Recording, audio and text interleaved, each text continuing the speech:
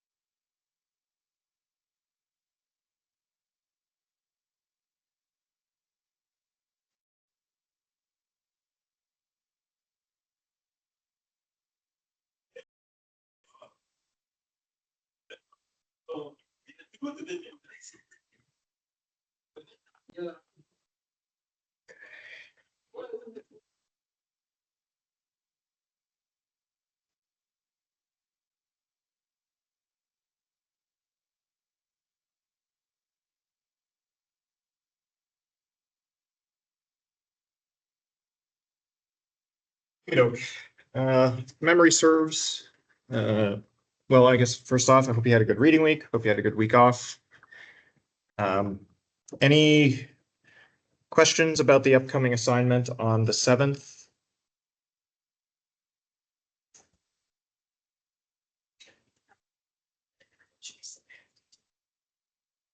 Just push it to the repository.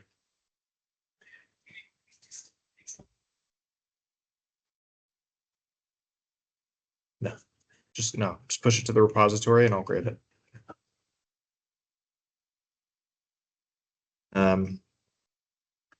Yeah, that's about it. If you need an extension, let me know by Friday. Yeah. Memory serves, over the last couple of classes, we went over user interfaces. So I believe that we've kind of covered everything that we need to cover for the third assignment as well. Again, if you have questions about that, come to our review class on Fridays and we'll go over anything that you missed, anything that you didn't grasp, and kind of get you up to speed. Okay.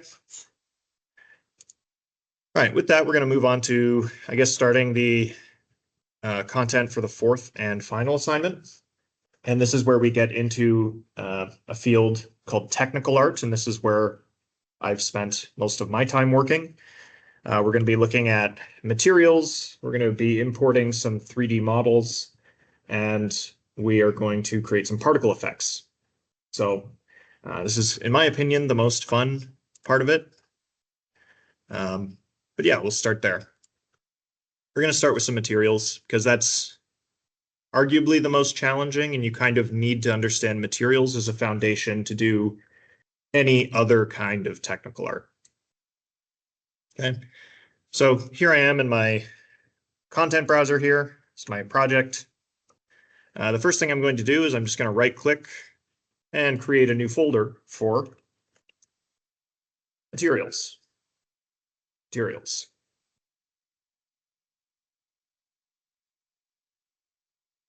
And once we go into that folder, we can create our own material by right-clicking, and it's one of the basic assets right at the top here, material. And if you hover over it, it will tell you what it is. A material is an asset that can be applied to a mesh, and a mesh is a 3D model to control the visual look of the scene. When light from the scene hits the surface, the shading model of the material is used to calculate how light interacts with the surface. I believe I've said this before. In reality, like, you don't actually see things, you see the light that bounces off of things. A material is what lets us control the properties of a surface and how light is going to bounce off this surface. And you also see a warning underneath there that says creating new materials directly increases shader compile times. Consider creating a material instance off an existing material instead. We'll get into material instances a little later this class. But each time you create a material, Unreal Engine has to compile it, basically. And some of you may have encountered this the first time you loaded up your project, is it took maybe a couple of minutes to load up and it said compiling shaders and went through thousands and thousands of shaders. And the reason it takes so long is because any material can have kind of permutations, right? Like if I say make a red ball, the color red is just a variable. And so it's going to calculate permutations for like every single possible color that you could plug into that variable.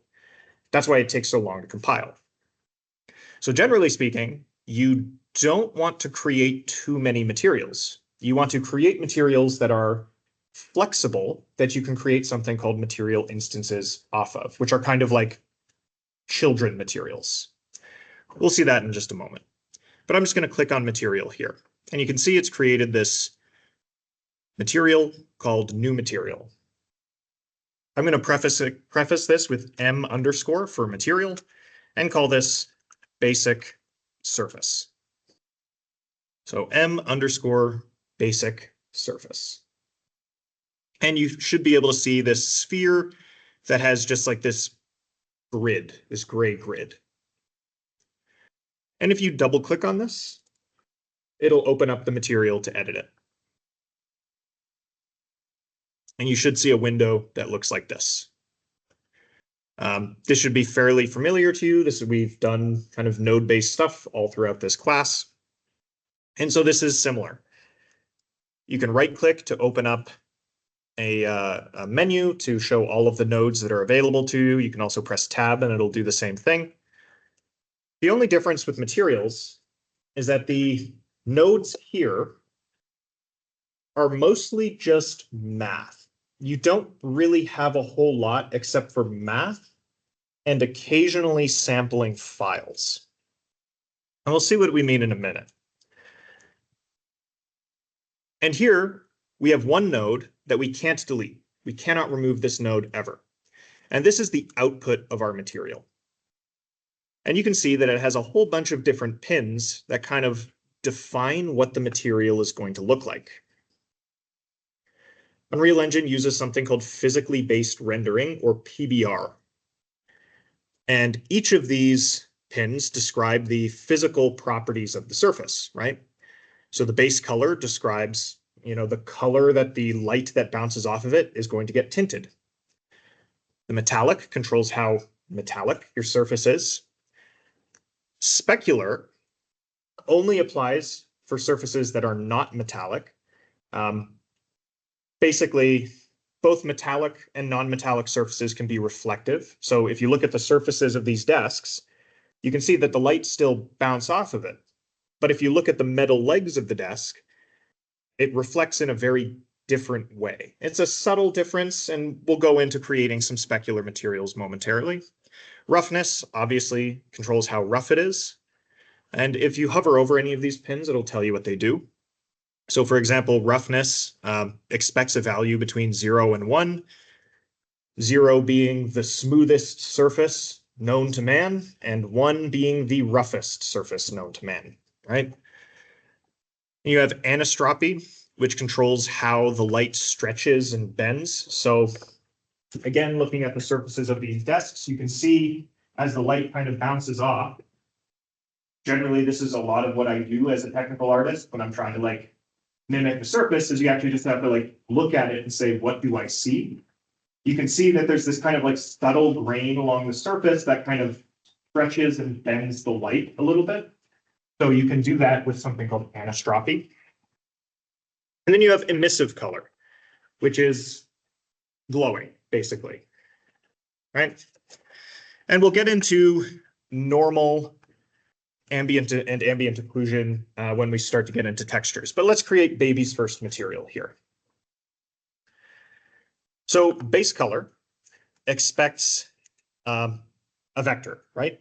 R, G, and B, X, Y, Z. Just 3 values to represent a color. To create a constant of any variable type, you can right-click and say constant, and you can see constant 2 vector, constant 3 vector, all of this. You can select one of these, so a 3 vector would be a color. I prefer the shortcuts for this, which is where you hold the 3 key and you click, and you create a vector. We can take the output of this white pin here is the RGB, and you can see it also returns each channel individually as well. We're going to take this and we're just going to plug it into our base color. And we're going to hit apply and save. Okay. Now, if we want to change the properties of this node, we can select the node. And in the bottom left-hand side here, we have a details panel, just like there is with every other node. Select it, details, modify its properties. And you can see we have this black box here. We can click this and open up a color picker. So I'm going to make this a pink orb here. I'm going to hit OK. And it'll take a second to compile because these don't have great GPUs. If you have a nice GPU, it'll go a lot faster. And if you hit apply, you can see it'll say preparing shaders. Now our orb is pink. Pretty cool. And you can just kind of click and drag these to kind of make it a little cleaner. Now let's make it a metallic pink orb, right? So now metallic doesn't expect a vector, right? It's either metallic or it isn't. It's expecting a scalar value or a float. So just like we created this constant, we can create a scalar constant as well. So we held down the 3 key and clicked to create this vector constant. Who wants to guess how we're going to create a scalar, a single channel constant? S? Oh, that creates a scalar parameter. Okay, so that's it. We'll get into parameters shortly. But if you wanted to create a constant, you can hold down the 1 key and click. But yes, scalar parameter is ultimately what we're going to be turning this into. So if you held S and clicked, if you made it a parameter, right? So you held this and you select it, you can see the parameter name on the side here. I'm just going to name this to metallic. And it's a good habit to get into. As a technical artist, this is often what I do, is just making sure that the person using the tools I create can't break the tool. Set the slider min and the slider max to prevent the person from breaking the tool. So in my case, metallic expects a value between 0 and 1. So I'm going to say slider min, slider max, 0 and 1. We can take the output of this scalar parameter and plug it into our metallic and hit apply. Okay. And you can see nothing's really changed, right? And that's because the default for metallic is 0. But I can select this default value in here inside of my scalar parameter. And this will work too if you're using a constant. And I'm just going to plug in a value of 1. And now you can see we have a metallic orb. Looks like a Christmas ornament, right? And we can do the same thing for roughness, right? So you can either hold down 1 or S and click. And I'm going to name this parameter roughness. And I'm going to plug this into the roughness value here. And again, I'll set the slider min and max to between 0 and 1. And if I hit apply, it'll change. Now we have a perfectly smooth, reflective metal orb, like a chrome orb. If I set my roughness to 1, now it's like this could almost be like the texture of rust, right? Like the way that, because rust is still metallic, but it doesn't reflect. It absorbs and diffuses light. So this is more of like a rusty texture. Okay. So this is kind of baby's first material. We could even do another one for specular. I'll do that as well. I'll plug that in there. Okay. If we want to convert a constant that we've created into a parameter, anything that can be converted into a parameter, you can do that here. Like I'll select my constant and I can right click on it And the first option here for node actions is convert to parameter. And so now we have a color parameter here. Set this to base color. And apply and save. Okay. Now, this is obviously like a pink metallic orb. If I wanted to make, say, like a red metallic orb and a blue non-metallic orb and all of the different kinds of permutations of these four parameters, I could, in theory, go back to my materials folder here, right-click, create another material, assemble a whole nother node graph, and go through and do it all manually again. Don't do that. Don't do that. Your project will take forever to load. It will crash your computer a lot because your GPU will it'll catch on fire. Like it'll just be asked to do too much. We can select the material because this is just like a template, right? We can select this material and right-click on it. And you can see this material actions for create material instance. You can click on that. And I'm going to call this MI basic surface red. I'm going to make this a red material. Right, so now you can see if I zoom in here, we have a material and a material instance. If I double click on this material instance, it'll open it up. And you can see that the interface is a little bit different. Like all we're seeing is the preview of our material. But if you come over to the right-hand side here in the details panel, you can see all of the parameters that we defined: metallic, roughness, specular, and base color. If we want to change any of these parameters, we just click the toggle to true, basically saying, hey, we're enabling this parameter to be changed. I'm going to click on that box to open up my color picker, and I'm going to change this to red. And you can see that it updates automatically very quickly in real time. This is why Unreal Engine compiles your shaders. It has compiled every single possible permutation of this shader for you. How it does this, I do not know. It is magic, as far as I'm concerned. Okay, maybe I can make it metallic. I'll take metallic to 0 to show you what specular does. So with a specular value of 0, you can see that this is not a very reflective surface, right? This is kind of very matte, very diffuse.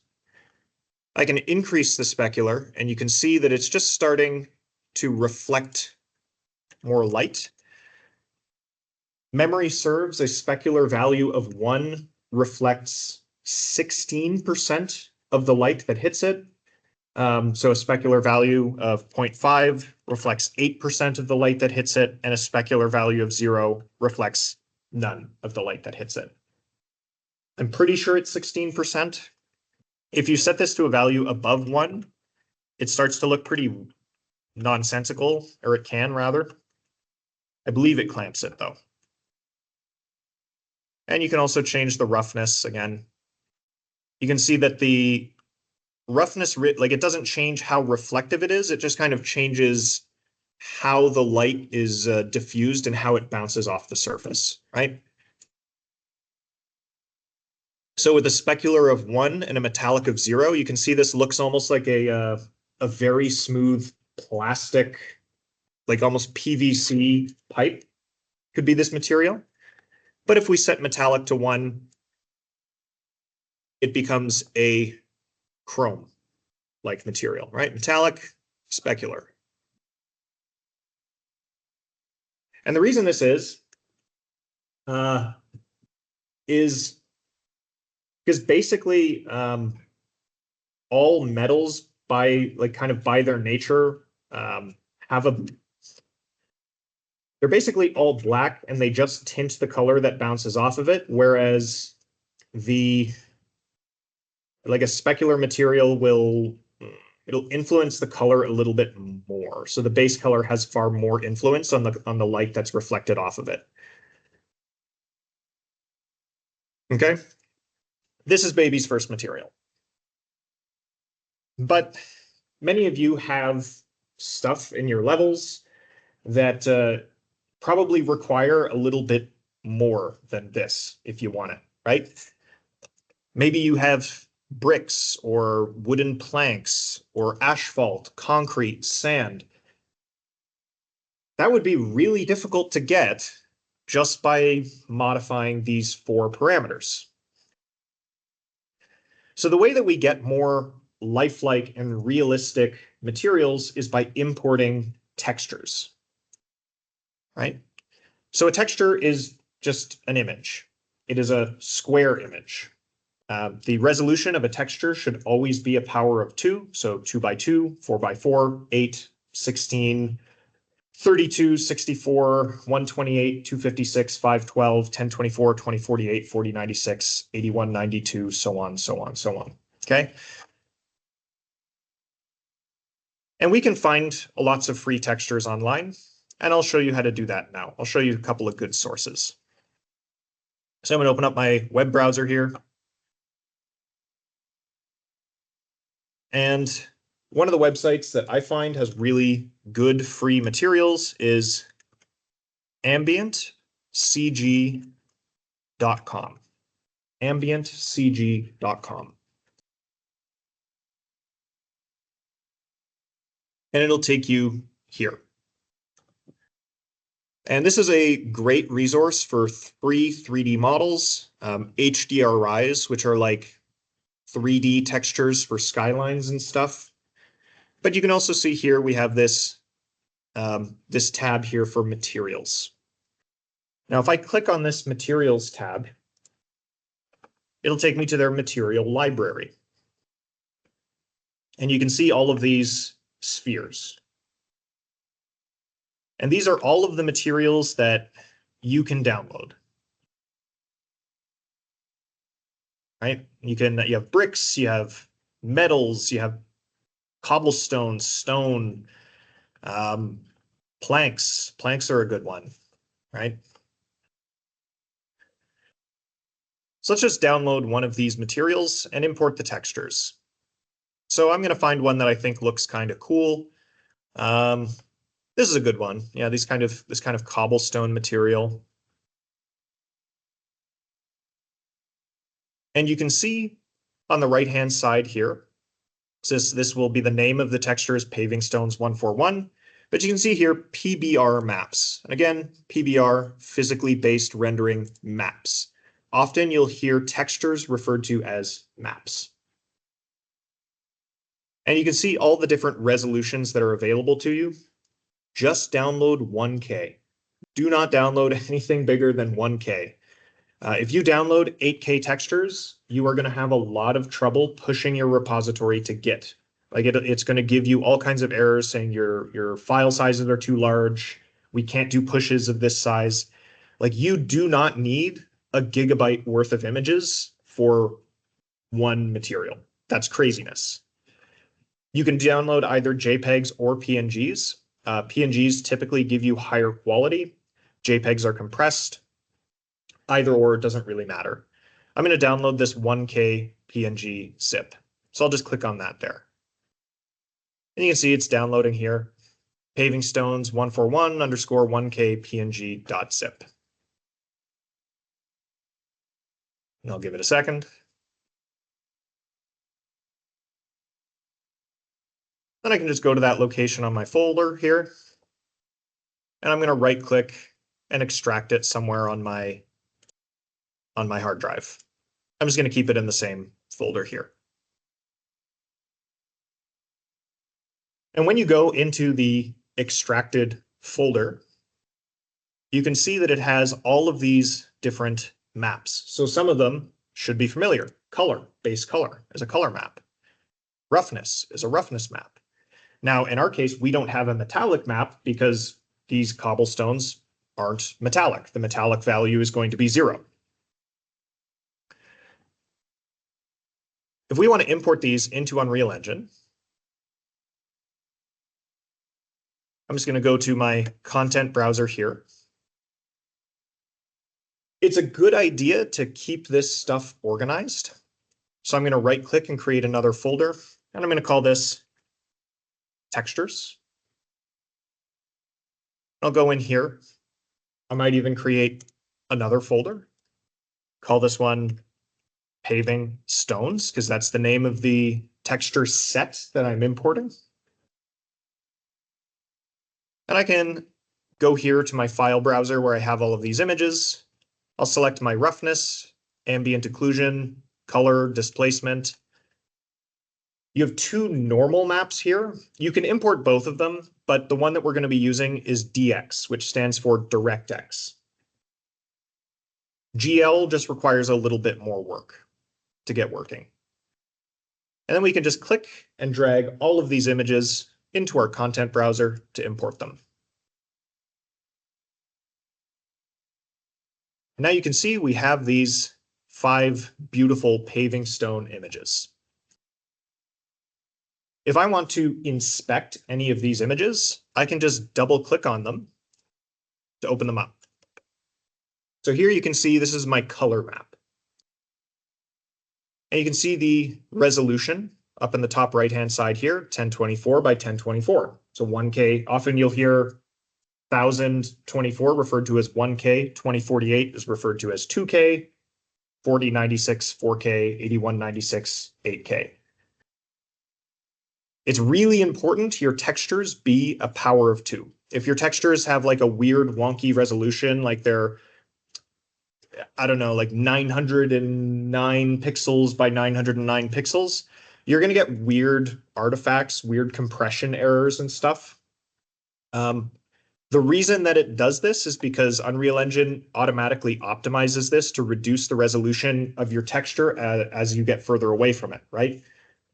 This just reduces memory load. And the only way it can do this automatically is basically taking the resolution of the texture and dividing it by 2. So if you have an odd number of pixels, you're going to get like a half pixel that's going to get weird compression artifacts and errors. So it really needs to be a power of 2. Does everyone know what I mean by a power of 2? Like 2 to the power of something, right? If ever you're working with images, often you'll hear it's like, oh, it's a 256-bit image, right? That would be 2 to the power of 8, I think, colors in every channel, right? That's all it means. Okay, you can see all the options here too. Like you can change the brightness and stuff. You generally don't want to do this in Unreal Engine. It's not an image editor. That's not what this is meant to do, but the options are there if you have to do it. Yeah, so let's bring this texture into our material. So I'm going to go back to my M-Basic surface here. Now there's a couple of ways that we can bring our textures into our material. I can kind of like make this a little bit smaller so I can see my content browser and my material, and I can just click and drag my texture into my material like this. And you can see here, now we have this texture sample node, texture sample. And what this texture sample does, like it's important to understand the kind of technology of how this works. So like on your hard drive, there's an image, right? So here's our hard drive. Here's our .png. You have your graphics card here, which is gonna, right, this is your, your NVIDIA, let's say. It's your graphics card. It's gonna go through random access memory here and say, grab this image, and then it's going to pull that image back and kind of go through this array of pixels, right? This is the operation that is happening every time you sample a texture. This is a much more expensive operation than, say, multiplying and adding. So generally speaking, you can sample textures. I believe there's a limit of 16 textures per material, like you can't have more than 16 textures. And that's because if you do, your graphics card is going to explode. Your game is going to run like crap. So just as a point of optimization, if you can reduce the number of textures that you sample, that's a good thing. Okay. So here's our color. Here, you can see we can sample each texture channel individually. So if we just want the red channel of our color, we can grab that. I'm just going to grab this RGB and plug it into my base color. I'll hit apply. And now you can see we have this super smooth metallic cobblestone texture, right? If I go into my material instance here, I'll set my metallic to 0 and my roughness back to 1. You can see this kind of looks like a cobblestone now, but it looks really flat is something that I'd say, right? If I set my specular to 0.5, if I zoom in, it looks weird. It looks like a sphere that's been painted to look like a cobblestone. If you look at the way the light plays off of it, right? It's strange, right? Like this should have all kinds of kind of smaller details, you know, because if you look at the, you know, this room is not a great example. If you look at like the cork up here, you get all kinds of interesting details that make it look and feel like cork. Even the concrete, right?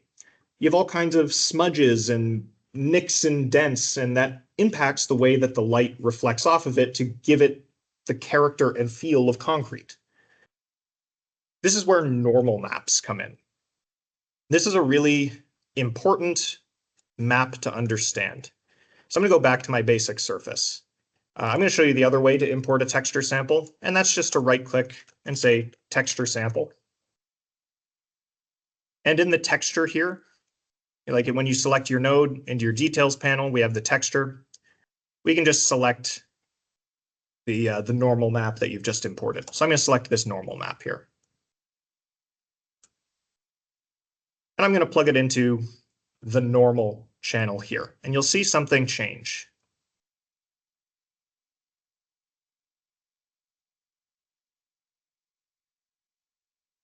And it'll take a second.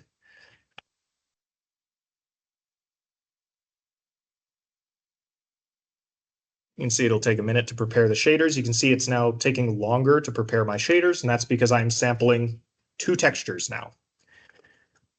If I go back to my material instance, hit save.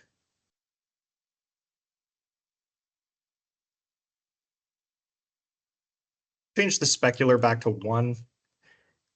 You can see that there's just like a little bit more detail on the surface of this. Right, I'll set the roughness down a little bit too, so you can see more of the light reflecting off of it. Right, look at how the light is reflecting off of it. It doesn't look like it's reflecting off of a smooth sphere anymore, does it? You can see all of the kind of different directions that these cobblestones are facing in the way that the light bounces off of it. So it's important to understand what a normal is in order to use these maps effectively. So here's our sphere, right? This is our beautiful sphere. It's made up of points and vertices, right? So if we believe we can change the perspective to, if I set this to wireframe, you can see that it's made up of all of these lines connecting vertices, right? And so if we kind of divide this into our faces, right, that's kind of what our sphere looks like. Each of these points and these faces has a direction, right? So we can say like this face is facing this direction. So that when a beam of light comes down and hits it, right? So here's our beam of light. It's going to bounce off based on the direction of that normal, right? Direction that this beam of light is going to bounce off. And that's how we effectively control how the thing is lit, right? Each vertex has a normal, and each face has a normal. But our computer monitor is not made up of points and vertices, it's made up of pixels. So what Unreal Engine does is when it starts to draw this as a bunch of pixels on our screen, it interpolates, right? It basically says, okay, if this one is facing this way and this normal is facing this way, then if we want to get a smooth model, we're going to kind of, for each of these pixels, that's going to end up forming the bridge between these 2 points and vertices. We'll kind of just like make the arrows smoothly go like this so that we get a smooth surface. That's what it does by default. What the normal map does is it goes, no. That's not the direction that each of these pixels should be facing. We can manually set the direction that each pixel faces to control how the light bounces off and how the light is rendered on a per pixel basis. That's how a normal map works, right? So basically, if we're looking at the surface and we're saying this is our cobblestone, right? So if we look at a cross section of a flat surface, it's like this. The normal is going to face this way. The light's going to bounce like so, right? But we say, no. Now this, like our cobblestone surface might look like this, right? It's a rough surface. So the light comes in and bounces like this. We've overridden this normal. We're saying, no, the normal here is facing this direction, so the light's going to bounce off like so. Sort of makes sense, give or take. Bottom line is if you want your surface to be lit like it is a surface, you need a normal map. Otherwise, it's going to look flat. It's going to look like a PlayStation 2 game, right? If you remember, if anyone here has ever played old video games like PlayStation 1 or the Nintendo 64 or anything like that, all the textures look flat. They look kind of bland. There's no lighting. There's no life to them. That's why, because they didn't have normal maps back then. Okay. Let's take this a little bit further. Let's look at some of the other maps that we are provided. So I'm going to go here. I'm going to click and drag this roughness map in. And I'm going to click and drag, I believe we had an ambient occlusion map here as well. So the roughness map is pretty self-explanatory, right? We've plugged in a manual just saying like set every single pixel to a value of 0 here. I'm just going to open up my roughness map here. So I'm selecting my texture sample with my roughness map. And again, the way I did this is I just like grabbed my textures and clicked and dragged them into here. If I open up my roughness map here, you can see this grayscale image, right? If we're using a map to represent a scalar value, a value of black means 0 and a value of white means 1. So this cobblestone map, you can see the stones and then like the mortar that fills the stones, right? So in this, we're saying, okay, the stones are not perfectly smooth, but they're smoother than all of like, I forget what it's called, like the grout, right? That fills the gaps between these stones. That's the gist of it. Black is 0, white is 1. And so instead of just using a flat value to override the whole material, we're saying, no, take the value of this pixel and apply it where this pixel is projected. I'm just going to get rid of that roughness parameter there as well. I'm going to get rid of this base color parameter as well because we don't need that. Now for metallic and specular, we can just leave these as is because we don't have metallic and specular maps. If we have, we'll import another material, probably next class that's metallic, and we'll expand this to add more options and settings so that we don't have to create a million different materials for every single possible surface we can think of creating. And then we have this map here, which is our ambient occlusion map, AO. I'm going to take the output of this and plug this into ambient occlusion. Ambient occlusion is a difficult concept to understand. And again, there aren't really great examples. Everyone wants to get up and kind of look at this. That's kind of the best example I can find in this. So if you look at this corner, where there's all of these little craters and canyons and divots, right? You can see that it's almost black. It gets dark. And that's because, again, let's say we have like a super rough surface like this, and a beam of light hits it, and it bounces, and it bounces, bounces, bounces, bounces, bounces, bounces, never bounces out. So the light that kind of pools in these sections because it never bounces out, it never comes back out to hit your eyeball, what's it going to look like? Black. It's going to look dark. So basically what this map does is it says, we don't want to have to calculate every single bounce of a light ray infinite times, right? Because again, we have a surface like this, there might be a light ray coming here, and then a light ray coming here, and here, here, and we got to calculate 1 trillion bounces before we know what we're doing. Basically what we're saying is like, no, don't calculate this. We know that this is going to happen, so just sample this texture instead. Smoke and mirrors. That's what technical art is in general. Is saying, I know that this is how the real world works. My computer can't simulate the whole real world, so fake it. Just like put it in a texture, sample the texture, bring that in. Okay. Now let's take a look at our material again. I think that the specular is just a little too high on this. Something like 0.048 kind of looks good. Probably still a little smooth, but that looks all right. Now you can see we have this kind of cobblestone texture.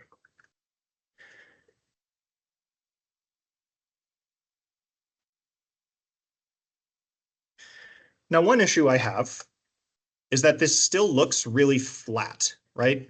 So if I look at the cross section of this material, right? We know that our cobblestones kind of come up and, it should look rough like that. But if we look at the edge of our sphere, it's still perfectly smooth. There is a way to fix this. And I'm debating showing it to you because, again, if you don't have a good graphics card, your computer is going to die. I'll show you the cheap way first. And that's right here with this thing called World Position Offset. World Position Offset. If you hover over it, it says it allows the vertices of a mesh to be manipulated in world space by the material. I also have this thing here called a displacement map. Displacement just means like the height of something, right? Black basically meaning that it is not displaced at all. So this should adhere to the surface of our mesh, and white being pulled up by a certain amount. We don't know necessarily how high our cobblestones are. So let's bring in our displacement map here. I'm going to click and drag my displacement map into my material.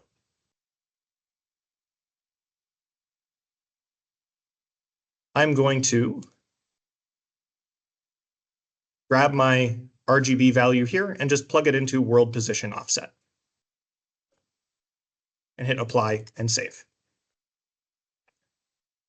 Now, if I go back to my material instance here, you can see it's a little bit bumpy. Right? You can see we're getting a little bit of bumps, but it's not much, right? Remember I said a value of black is 0 and a value of white is 1. In Unreal Engine, a value of 1 is 1 centimeter, right? So basically what we're saying is like where this texture is white, move our vertices on our mesh by 1 centimeter. I think that's not quite high enough. So let's do a little bit of math. We can, if we want to say raise it by 8 centimeters instead, right? We could add, but that presents the problem of where the value is 0, it's also going to lift that. So we're going to multiply. I can right click and multiply. I'll plug that value in there, and I'll plug this value into World Position Offset. Now we want to be able to control how much this is offset, right? So I'm going to hold S and click to create a scalar parameter. And I'll call this, call it displacement multiplier is a good one. Again, naming things is the hardest thing in programming. So we're going to now multiply this by this value here.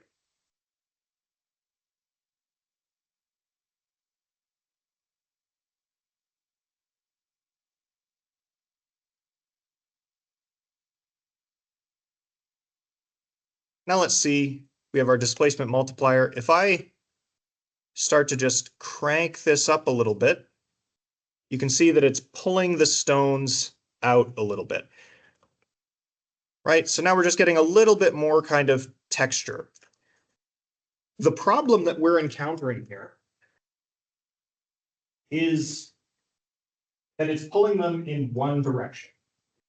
Right? So if I crank this up to, let's just crank this up to a big value, say like 100, you can see that it's just kind of pulling them like that. That's weird. It doesn't look right.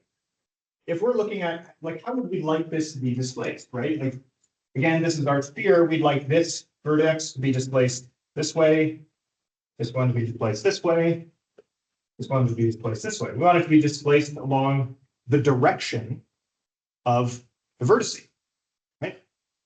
Well, we know vertices have normals. They have a direction. We can get that information using a node, right? We can grab our node. Go back to my material here. I'm going to right click. I'm going to say vertex normal WS is the one we're looking for. Vertex normal WS. WS stands for world space. I won't get too deep into coordinate spaces today, but suffice to say, okay, I'm going to explain this. I don't expect you to understand this. I'm not going to evaluate you on this. We have this normal map here, right? This is our normals.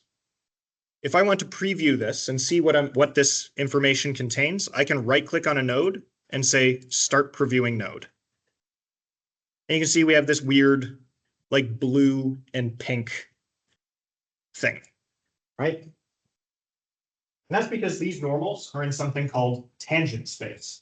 Basically, we're saying, okay, here's the tangent of our thing.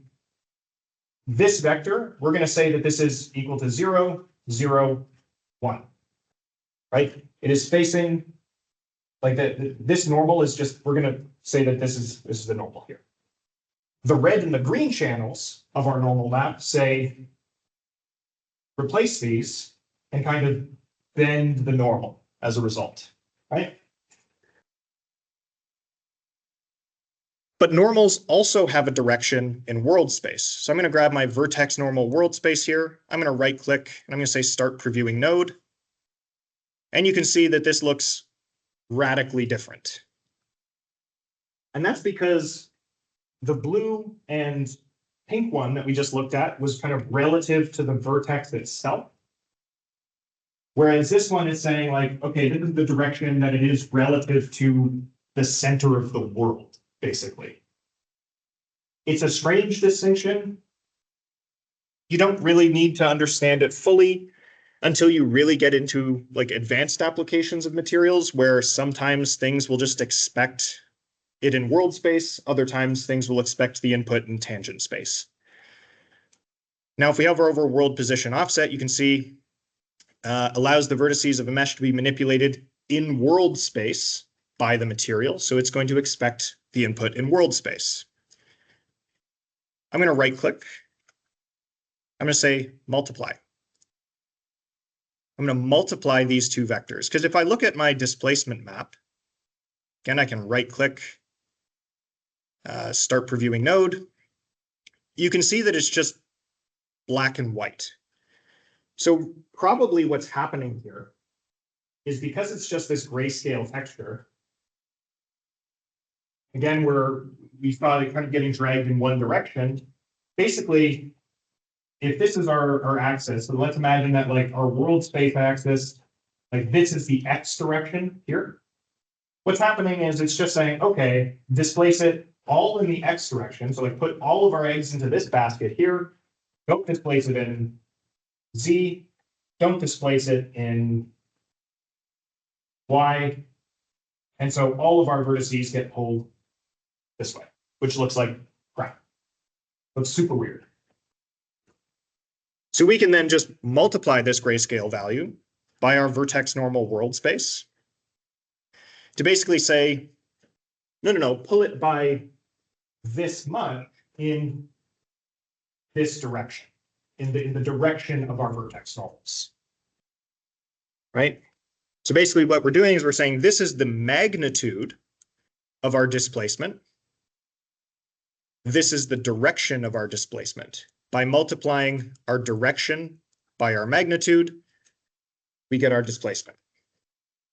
I'm going to hit apply. And now we can see it's displacing more or less in the right direction.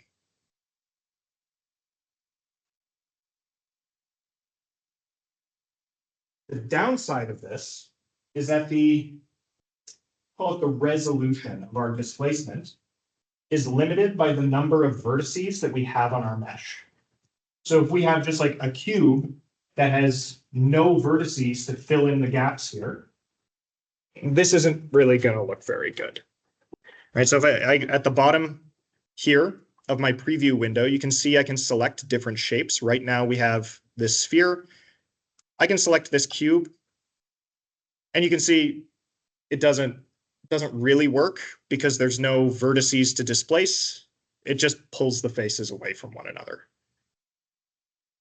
So if you're getting like weird displacement like this, that's why, is you just don't have enough vertices to displace. Go back to my material here. How long do we have? 11:52. We're making good time. We're at 11, we have till 12:20. Okay. Like I said, we want this to be kind of as versatile as it can possibly be. Not every material that we create is going to be cobblestones. Sometimes you might want a material other than cobblestones, right? We're doing a car game. Maybe we want asphalt as well for our road.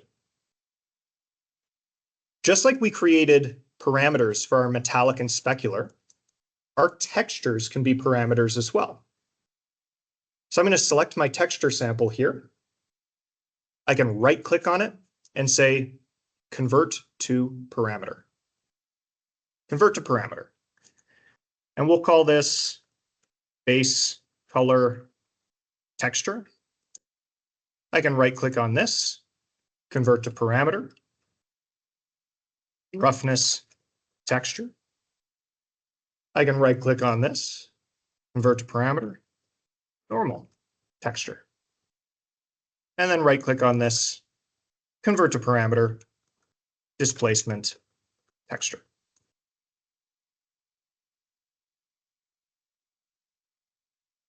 Okay. And then I guess, yeah, I'll right click on this one, ambient occlusion texture as well. Ambient occlusion texture.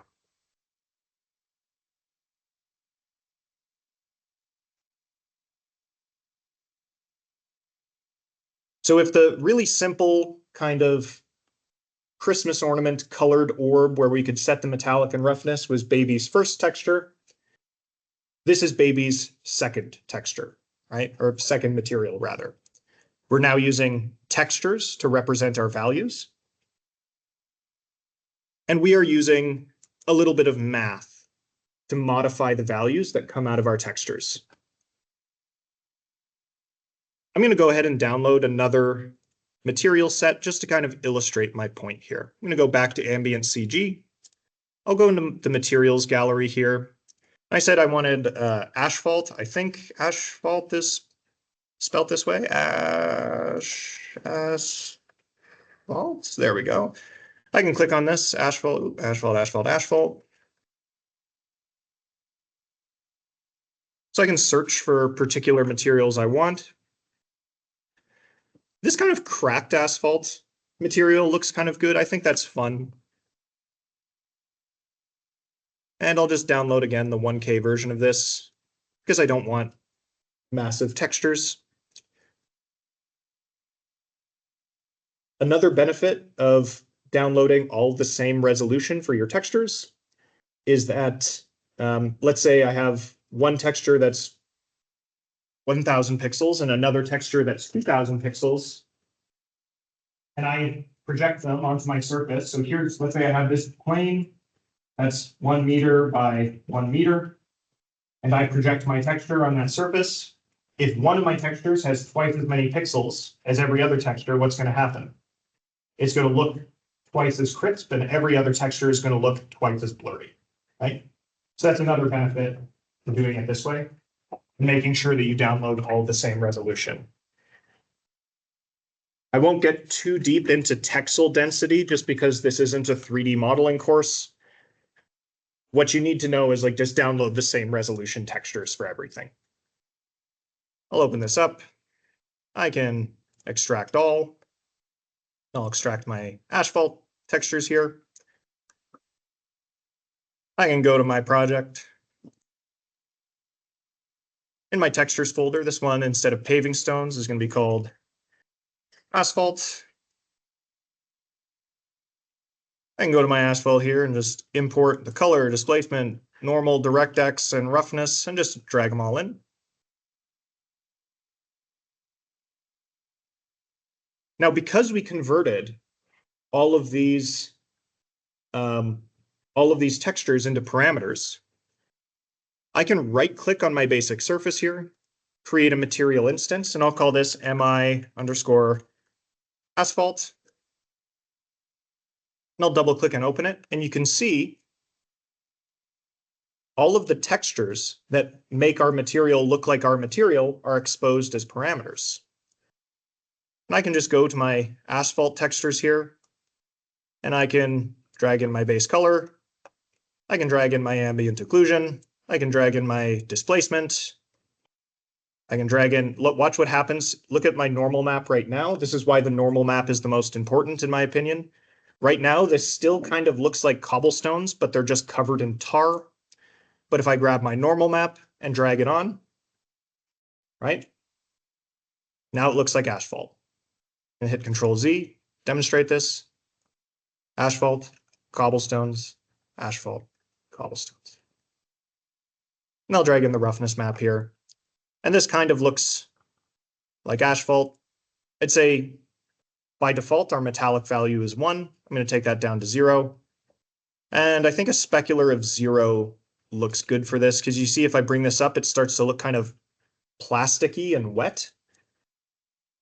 A good way to think of specular is like if your non-metallic surface is reflective, this controls how reflective it is. And in my case, I don't want my asphalt to be very reflective at all. Okay. So now you can see we've made one material from the one kind of template that we made. We've made asphalt, and we've made kind of paving stones like this. And what this means is, as you want to kind of expand the functionality of this material, so maybe you want to add animated effects, you want to modify the inputs of these textures, right? Like, okay, we have our roughness texture, that's all well and good. Let's say it's raining in my level. What happens when something gets wet? It looks smoother, right?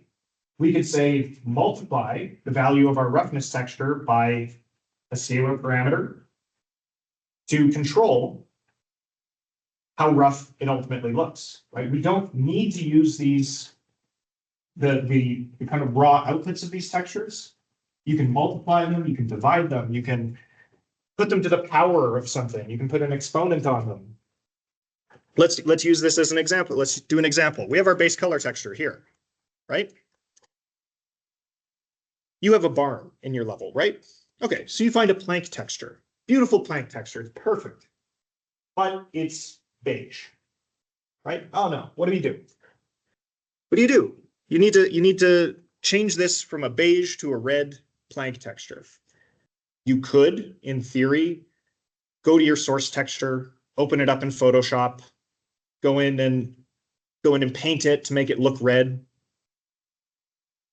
No, you don't need to do that. I'm going to right click. multiply. I can multiply this color. I'm going to hold down the 3 key to create a vector constant. I'm going to right click on this, convert it to a parameter. I'm going to call this parameter tint. I can multiply my base color by my tint. A good rule of thumb for your tint is set the default value to white, right? Because everything multiplied by itself is, like everything multiplied by 1 rather is itself. So if the tint value by default is white, you're not going to have any kind of tint color to it. I'll plug that into the base color. And I'll hit apply and save.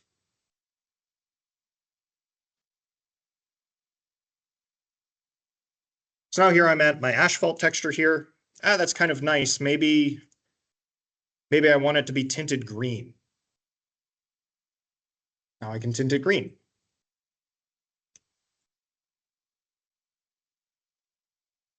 Right. Okay. What I want you to take away from this is that this is all just math and images, right? Your images are just an array of values, right? They can be an array of vectors, an array of floats, right?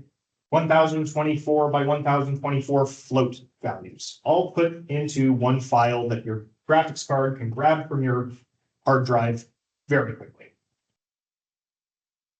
right? And what these values represent can be anything. It could be the bend of the direction that your vertex is facing.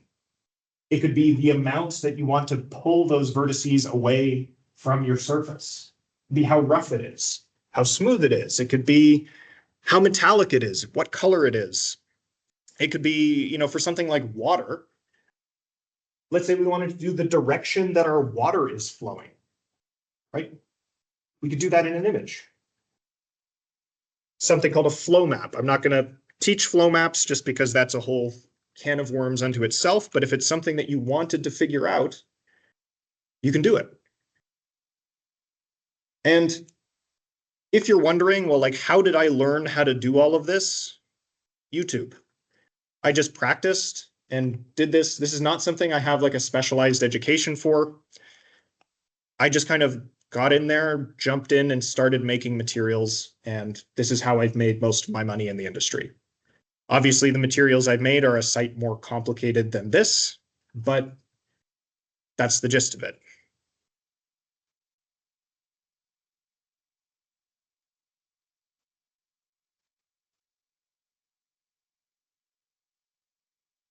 Let me see if I can find, I have a Vimeo with some of my old student reels on it. I can show you some of the materials I've made.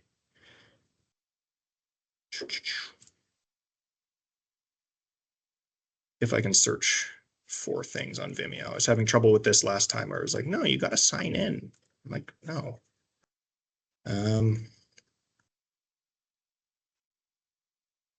Rain effect.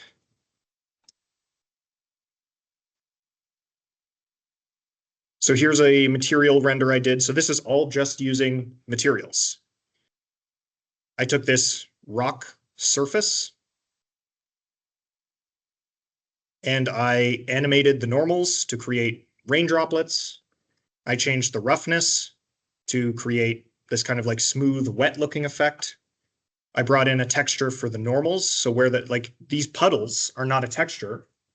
You know, if we have a surface like this, these are our normals, and I know that there's going to be a puddle here. What's that normal? Up. I just overrode the normals where the displacement map was less than a certain amount, right? So again, our displacement map represents the height. I can say, okay, well, if here's our displaced surface, that's my displacement map at 0. This is my displacement map at 1. I can now have a parameter that says puddle depth between 0 and 1. And if my puddle depth is like 0.25, this is where the normal will become 1. If it's set to 0.9, This is where the normal will become 1, right? It's all just math. This is another one I did for like a moss layer effect, which I did something similar. Right, so this was the base set of materials I was provided with these rocks. I added a moss effect to it, all using textures and math in shaders. Geometry script, okay, this wasn't shaders. This was like procedural geometry. And then I did a material for foliage, right, where I set the translucency of it. So like, how much does the light that's passing through something influence the color of something? You can do that with shaders. This is what I've spent most of the past several years doing. So you can tell I'm pretty interested in this. Everything else I've taught you so far is like, blueprints, level design, This is the fun stuff, for me anyway. Okay. 15 minutes. What else can we do? I'll show you the lerp node. This is an important math function to understand when you're working with shaders. So if I right click and type lerp, this is a shorthand for linear interpolate. Linear interpolate. Alternatively, you can just hold L and click. Anytime Unreal Engine provides a hotkey, a shortcut for something, you can tell it's an important node. What linear interpolation does is it allows you to smoothly blend between two values. So you can see we have 3 inputs. We have A, B, and alpha. Basically, the alpha value is expecting a value between 0 and 1. Where the alpha value is 0, the lerp will return value in A. Where the alpha value is 1, it will return B. Now you might say, oh, well, that's all well and good. How do I effectively use this? Well, for our tint, for example, I can create a scalar parameter here, and I can call this tint intensity. Plug that into my alpha. I can plug my tinted value here into the B and my base color into A. And so now I have sort of this multiplier where I can set my tint to whatever I want and then control how strong the effect is using a lerp node. Right, so let's see this in action.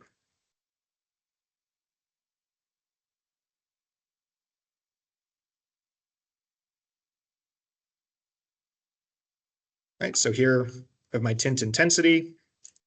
I'll set my tint to be like, again, super orangey. My tint intensity is 0.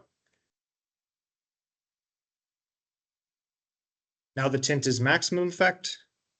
And now we're smoothly blending in an effect like this.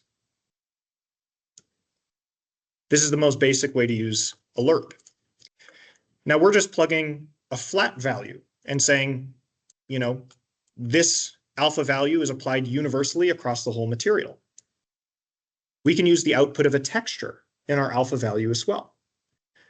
So like I said, we don't have to use this base roughness. Maybe we plug this in and it looks a little too smooth, a little too reflective, or a little too rough. We can fix this. I'm going to hold L and I'm going to click to create another lerp node. I'm going to take the output of my roughness texture, which I know is just values between 0 and 1. I'll plug that into my alpha. I can create 2 more parameters here. I'm just going to hold 1 and click, convert to parameter, and we'll call this minimum roughness. Right click on this, convert to parameter, maximum roughness. Plug these 2 in. Plug it into roughness. By default, I think it's a good idea to have minimum roughness be 0, slider max of 1, have this be 0, slider max, or have this be 1 rather, slider max of 1. Because we know that this contains values between 0 and 1. By default, we'll just like use the default texture. I'll come back here. So now we have these minimum and maximum roughness parameters. So maybe I want the maximum, as I take the maximum roughness down,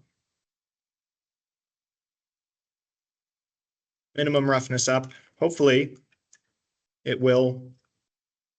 If I take my specular up, you'll see how the roughness affects it a little bit more. So I'll set my specular to 1 just so we can see light reflecting off of it. Take my maximum roughness up, you can see it gets a little rougher. If I bring my minimum roughness up, you can see I can just say like, well, how rough do I want the smoothest portion of this section of this material to be? And how rough do I want the roughest section of this material to be? And I can set that manually using a lerp node, right? Because basically, imagine running out of space here. Again, imagine we have a graph here. And we represent the output of our texture as like points on a graph. So here we have like 0 and 1, and here we have all of our pixels. And so our texture we could represent it like something like this, right? And what a linear interpolation node does is we have another graph with a straight line. We'll say, okay, and here we have our min roughness, and here we have our max roughness.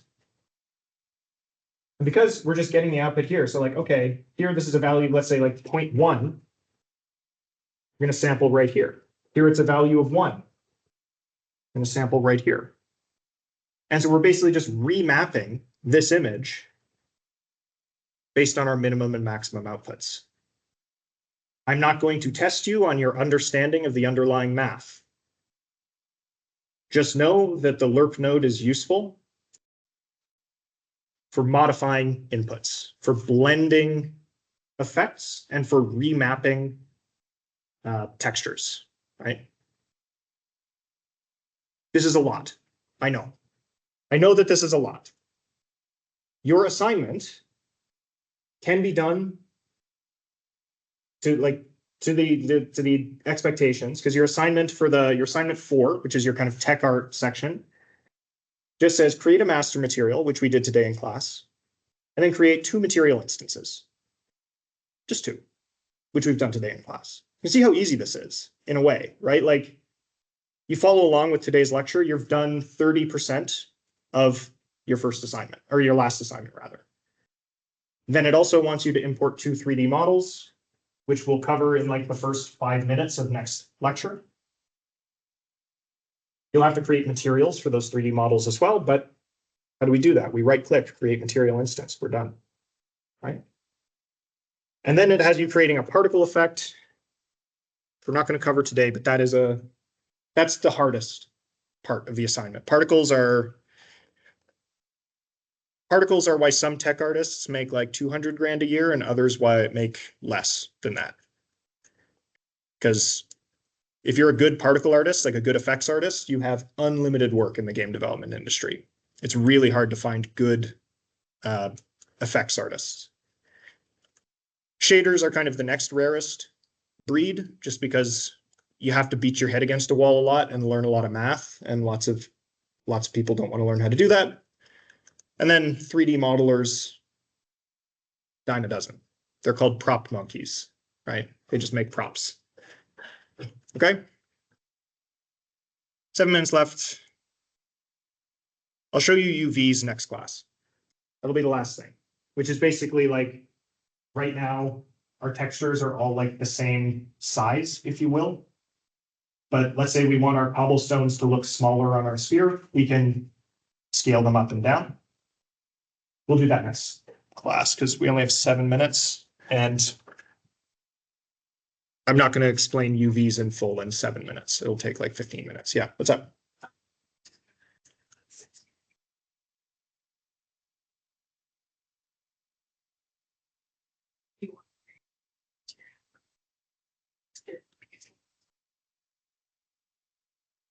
That's a really good question. And different people will give you different answers to that question. For me, I tend to create new materials when the kind of goal and function of the material is radically different from other materials. Excuse me. So in this case, like a basic surface, we're just like, as long as this surface can be created using these textures, we're happy. But if I want a surface that has a whole bunch of different effects that I can layer on top of it, so like let's say I want a surface that has the option to be wet and be covered in snow and be mossy and so on and so forth, right? I'd probably create another material for something like that. Just because for our basic surface, we don't need all of those parameters and they could just get in the way. And also, the more parameters and the more math and stuff that you do in your materials, the more of a performance load that it carries. So you don't want to be doing a whole bunch of math operations if you don't. So the simple answer to your question is it's complicated. It depends.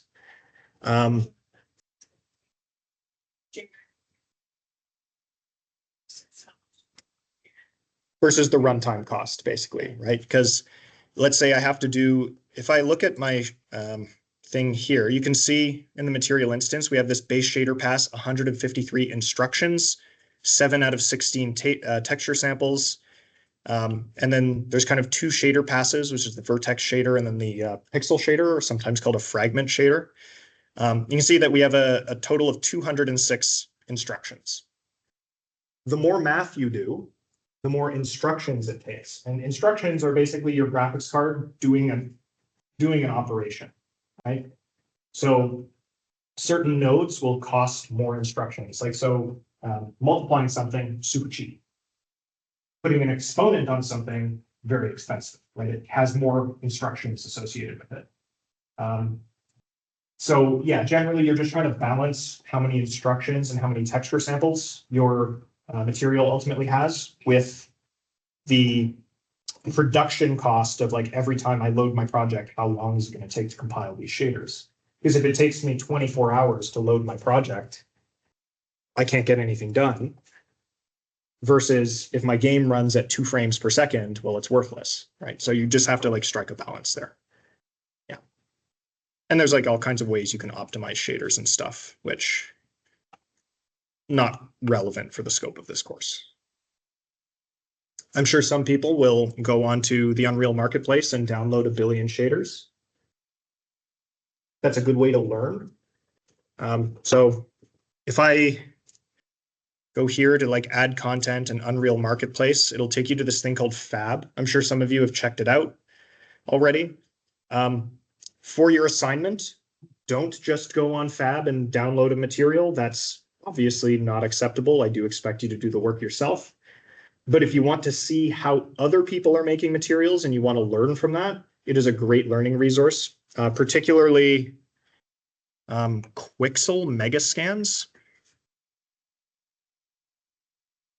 So Megascans was this company that used to be like a subscription before they were bought by Epic Games.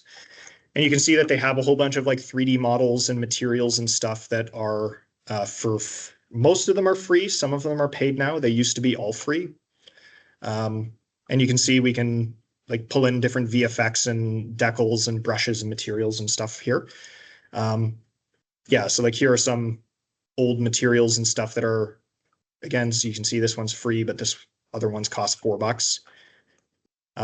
These are great if you want to learn how a really talented person has put together materials. So I'm sure some people will do this, but this is a really good example of like when to break things up, because sometimes like, because we can also put like Boolean toggles in our materials as well. They're called static switches, which basically lets you turn on and off certain features of your material, but every time you do that, it recompiles the shader. So like, let's say I have, 10 toggles in my material. I have material instances, each with different toggle settings. Like each of those is going to count as a different shader for compilation. So again, that's like kind of a like, well, when do you create another one? It's like, well, you don't necessarily need to, because you do have these toggles, but you have to be careful how many toggles you put in one material, because the more material instances you create that have different settings ultimately result in more shader compilation as well. It's a thing. we can, if you want to come to the review session, we can go over more like shader optimization techniques. Because, you know, like